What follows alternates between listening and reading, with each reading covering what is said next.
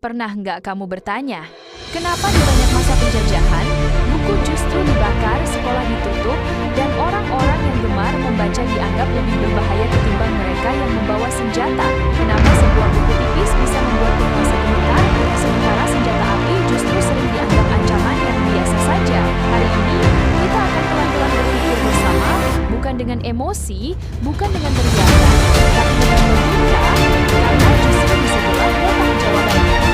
Senjata bekerja dengan cara sederhana. Ia melukai tubuh. Ia menimbulkan perlawanan secara fisik. Tapi akan terbatas. Buku berhenti dengan bijak. Buku tidak begitu. Buku tidak membandingkan. Ia membuat seseorang bertanya, kenapa aku harus tunduk? Siapa yang sebenarnya diinginkan? Apakah keadaan ini memang wajar? Dan bagi penjajah, pertanyaan adalah awal dari kehancuran. Penjajahan tidak bisa bertahan hanya dengan kekerasan. Ia butuh sesuatu yang lebih penting. Ketaatan. Bukan sekadar takut, tapi menerima.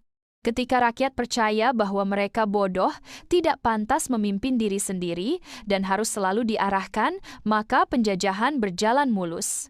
Dan disinilah buku menjadi musuh. Karena buku mengajarkan satu hal sederhana, bahwa manusia bisa berpikir sendiri. Di banyak wilayah jajahan, akses pendidikan dibatasi. Buku-buku tertentu dilarang, bahasa lokal ditekan, sejarah ditulis ulang. Kenapa? Karena siapa yang menguasai pengetahuan, menguasai cara orang melihat dunia. Jika sejarah hanya diceritakan dari satu sudut, maka penjajah selalu tampak benar. Dan buku yang jujur adalah ancaman bagi narasi itu. Senjata bisa disita, bisa dimusnahkan. Tapi ide hidup di kepala. Ia berpindah dari mulut ke mulut, dari halaman ke pikiran.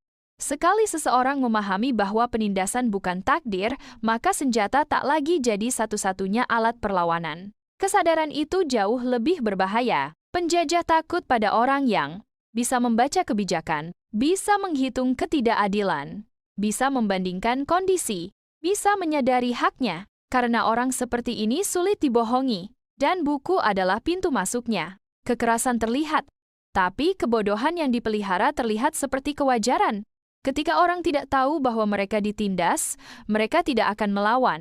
Dan buku membongkar ilusi itu. Bahkan hari ini, buku masih ditakuti. Bukan lagi dengan dibakar terang-terangan, tapi dengan dilarang diam-diam, dipelintir. Maknanya, diganti dengan distraksi. Karena membaca membuat orang berhenti sejenak dan berpikir. Dan itu selalu berbahaya bagi mereka yang hidup dari ketidaktahuan.